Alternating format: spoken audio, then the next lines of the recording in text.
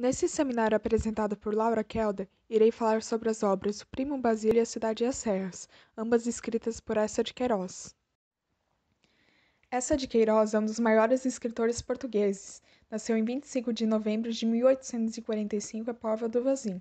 Além de romancista, foi também advogado e diplomata. Ele é o principal representante da escola realista em Portugal, com livros que provocaram escândalo em sua época, como O Crime do Padre Amaro e O Primo Basílio. Quando nasceu, seus pais ainda não eram casados, o que na época era algo escandaloso. Por isso foi batizado em outra cidade, Vila do Conde. Seu pai era brasileiro e sua mãe portuguesa. Quando se casaram, o escritor tinha apenas 3 anos de idade. Assim, até 1849 viveu com seus avós paternos. Ingressou no Colégio da Lapa em 1855, na cidade do Porto. 6 anos depois, começou o curso de Direito em Coimbra, sendo formado em 1866. Mudou-se para Lisboa, onde passou a morar na casa de seus pais e a trabalhar como advogado e jornalista. Nesse mesmo ano, escreveu para o jornal Gazeta, de Portugal, e se mudou para Évora, onde dirigiu o jornal Distrito de Évora de cunho político. No ano seguinte, retornou a Lisboa e passou a fazer parte do Cenáculo, um grupo de intelectuais que discutia arte, política e ciência. Em 1869, fez uma viagem à Palestina, Síria e Egito, que deu origem a relatos de viagem publicados em 1870 no Diário de Notícias de Lisboa. Ainda nesse ano, tornou-se administrador do Conselho de Leiria. Em 1872, foi nomeado cônsul e tomou posse em Havana. No ano seguinte, viajou para o Canadá, Estados Unidos e América Central. Em 1874, foi transferido para o consulado de Newcastle upon Tyne, na Inglaterra, e em 1878 para o consulado inglês de Bristol. Começou a escrever para a Gazeta de Notícias no Rio de Janeiro em 1880. 3 anos depois, tornou-se sócio correspondente na Academia Real das Ciências.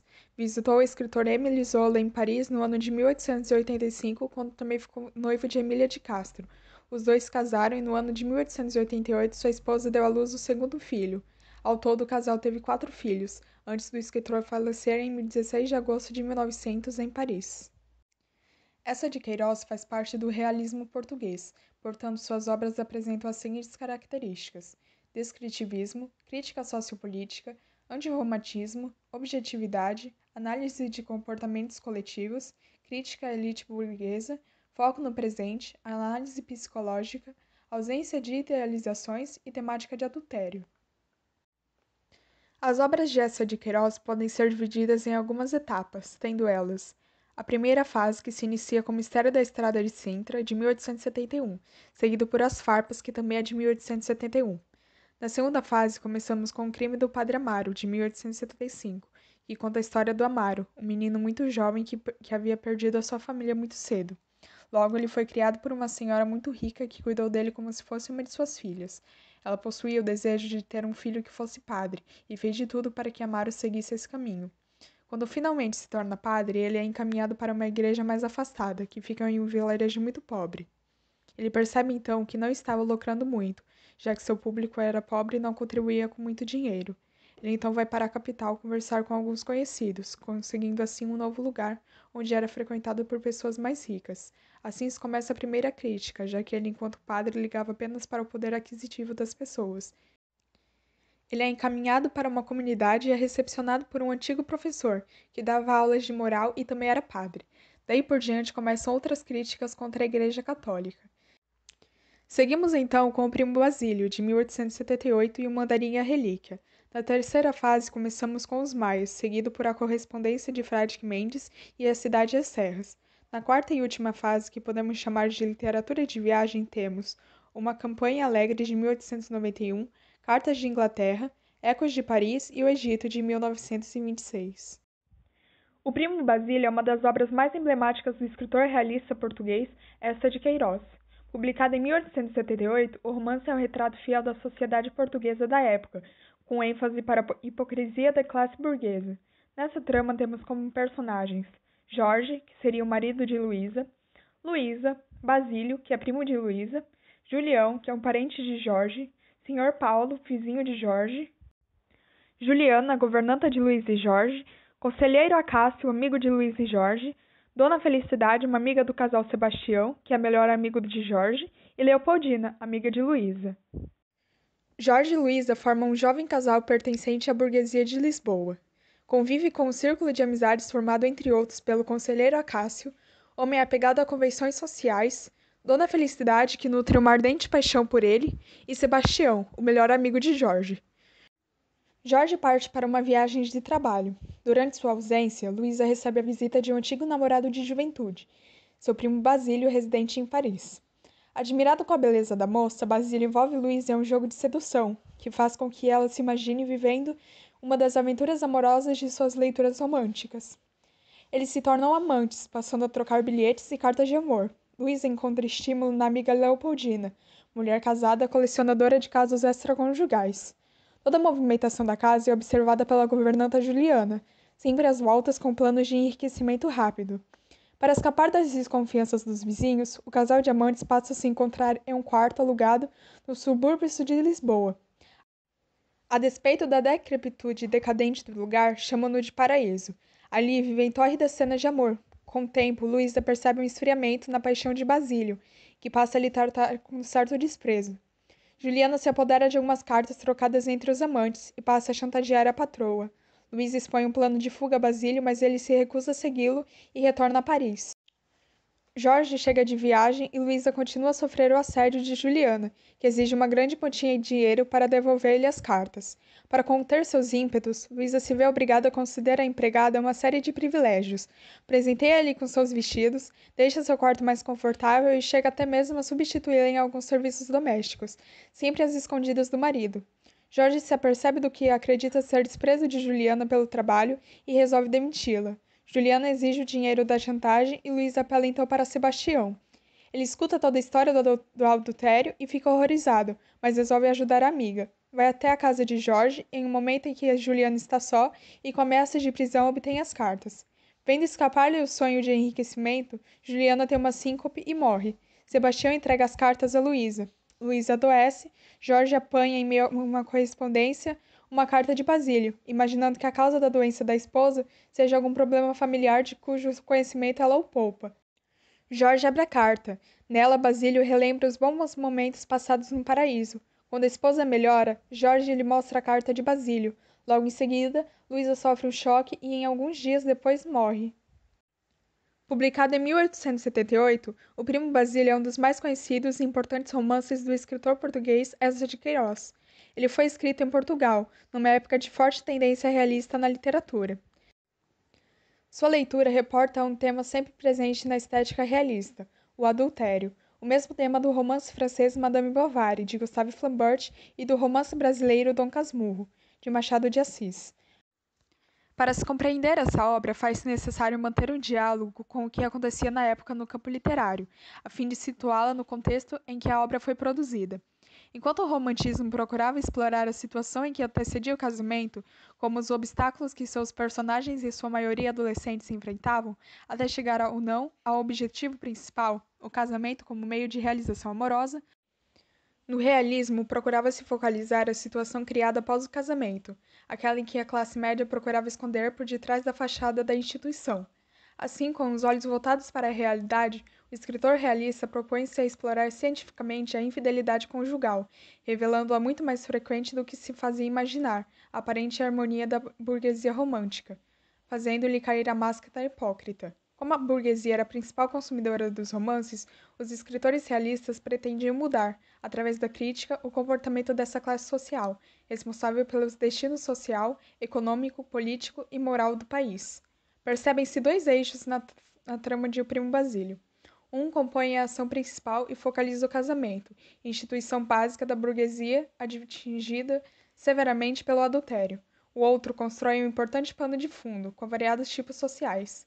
Julião, Sebastião, Acácio, Dona Felicidade, Ernesto e outros, retrato nada animador da sociedade da época. A ação central do romance apresenta o triângulo amoroso, Jorge, Luís e Basílio. Ela é acompanhada pelos olhos observadores e perspicazes de um narrador onisciente de terceira pessoa e chega ao leitor moldada por uma perspectiva crítica e analítica. Luísa, a burguesinha loira e desmiolada, não faz nada na vida a não ser ler romances românticos, evidentemente sendo facilmente seduzida pelo primo Basílio. Tão logo o marido Jorge afasta-se da casa em uma viagem de trabalho. Casados por conveniência, longe de um casamento firmado em bases sólidas, Luísa não resiste ao ataque do primeiro sedutor que aparece, entregando-se sem remorso. Os personagens centrais são conduzidos pelo narrador a fim de cumprir papéis predeterminados na obra, apresentando-os excessivamente esquematizados. Duas figuras femininas merecem destaque, Leopoldina e Juliana. Ambas se apresentam como figuras femininas masculinizadas. Leopoldina fuma, algo incomum no século XIX, tem sentimentos por amigas, acha o adultério o comportamento mais normal do mundo, não se importa com a opinião pública e Luísa sente atração física por ela. Juliana ocupa inicialmente um lugar secundário na narrativa. Tem formas secas, mas com o desenrolar dos fatos, ela ganha dimensão na obra, tornando-se a personagem mais bem elaborada dentro do romance. Ela assume o papel de marido vingador, punindo Luísa em prol da honra de Jorge. No desfecho da obra, essa busca manter-se fiel à narrativa realista, assumindo o papel de artista vingador. A morte de Juliana e a destruição das cartas comprometedoras de Luísa não impedem Jorge de saber a verdade. Luísa não sofre um adultério em si. Ela sofre com a decepção amorosa em relação a Basílio e com o medo de ser castigada com Jorge, com a morte talvez, ou do temor de perder sua vidinha mansa e docemente sensual, para ser enterrada num convento. Essa assume esse papel vingador numa carta a Teófilo Braga. É preciso punir os vícios para saná-los. Como influência dessa grande obra, temos 2 filmes e uma minissérie. No primeiro filme, lançado em 1923, dirigido por Jorge Spalou, essa foi a primeira adaptação do livro para o cinema. Depois temos um segundo filme da Globo, sendo dirigido por Daniel Filho. Nele temos a presença dos atores e atrizes Débora Falabella, Fábio Assunção, Reinaldo Giannichini e Glória Pires. Para fechar, temos a minissérie intitulada também como Primo Basílio, de 1988, dirigida também por Daniel Filho. Essa particularmente é a minha versão favorita, já que ela não foca apenas no triângulo amoroso. O último livro de Eça de Queiroz, A Cidade e as Serras, foi publicado em 1901, um ano após a sua morte. A obra não estava inteiramente acabada, faltava ainda a meticulosa revisão que Eça dedicava a seus romances antes de publicá-los. Ainda assim, é considerado um dos mais importantes livros do escritor, concentrando as principais características do período da sua maturidade artística. Nessa fase, Eça ameniza o rigor do método realista e reconcilia-se com seu país, Portugal, tão duramente criticado em romances anteriores, como O Crime do Padre Amaro e O Primo Basílio. Nessa trama, temos como personagens Jacinto, o protagonista, português residente em Paris, entusiasta da vida urbana, das inovações tecnológicas e da ciência, características que vão se alterar drasticamente durante a história. José Fernandes, que é narrador e personagem amigo de Jacinto, desde os tempos de estudante, quando os dois moravam em Paris. Jacinto Galeão, também chamado Dom Galeão, é o avô de Jacinto. Cintinho, pai de Jacinto, homem de saúde frágil e temperamento sombrio. Grilo, o mais antigo criado de Jacinto, negro, que desde a infância acompanha o patrão. Havia sido levado a Paris por Dom Galeão. Joaninha, prima de José Fernandes, camponesa portuguesa, saudável e rústica. O romance é narrado por José Fernandes, amigo do nosso protagonista Jacinto. A narração tem início com a apresentação de Jacinto e sua família. De origem portuguesa, Jacinto vive em Paris. Seu avô, Jacinto Galeão, havia deixado Portugal para viver na França quando Dom Miguel, irmão de Dom Pedro I, mudou-se para a França. O avô de Jacinto tinha grande gratidão por Dom Miguel, pelo fato de tê-lo ajudado. Cintinho, o pai de Jacinto, que também se chamava Jacinto, tinha sido uma criança doente e triste. Morreu jovem, antes de Jacinto nascer. Jacinto foi uma criança feliz e tudo lhe corria bem. Por esse motivo, seu amigo José Fernandes o tinha apelidado de o Príncipe de Graventura. José Fernandes tinha sido expulso da universidade em Portugal e foi para a França. Tempos depois, ele recebe uma carta de um tio pedindo que ele regresse a Portugal para cuidar das terras da família, pois o tio não tinha mais condições de fazer isso. José Fernandes vai e 7 anos depois volta para Paris, onde encontra seu amigo rodeado de inovações tecnológicas, telégrafo, elevador, aquecedor, entre outros. Ao longo do romance, são narrados episódios em que acontecem falhas no equipamento moderno de Jacinto na mansão onde vive, no 202 dos Campos Elíseos. Falta de luz, problemas no elevador e no encanamento. Meus amigos, há uma desgraça. Dornan pulou da cadeira. Fogo! Não, não era fogo. Fora o elevador dos pratos que, inesperadamente, ao subir o peixe de Santa Alteza, se desarranjara e não se movia encalhado. O grão-duque arremessou o guardanapo. Toda sua polidez estalava como um esmalte mal posto. Essa é forte, pois um peixe que me deu tanto trabalho, para que estamos nós aqui a cear? Que estupidez! E por que não trouxeram a mão simplesmente? Encalhado. Quero ver onde é a copa. Deste modo, Jacinto, que tinha crescido tão feliz, saudável, inteligente e rodeado de inovações, começa a se desiludir com a sua vida. Então, o amigo o aconselha que ele vá viver para o campo, para descansar dos ares citadinos. Jacinto recusa de forma imediata. Nesse interim, José Fernandes vai viajar por inúmeros lugares na Europa e sente a importância que dá às suas origens. Por essa altura, Jacinto já não tinha mais paciência com aquilo que outrora teria sido seu prazer. Festas, luxos, equipamentos modernos.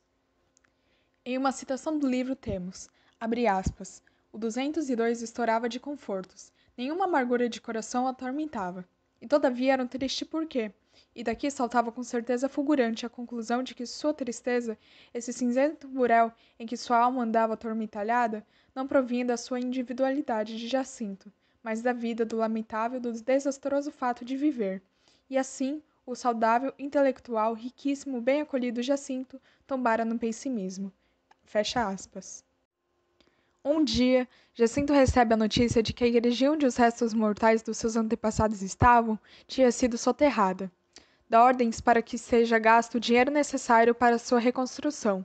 Quando é avisado de que a obra foi concluída, resolve ir para Portugal.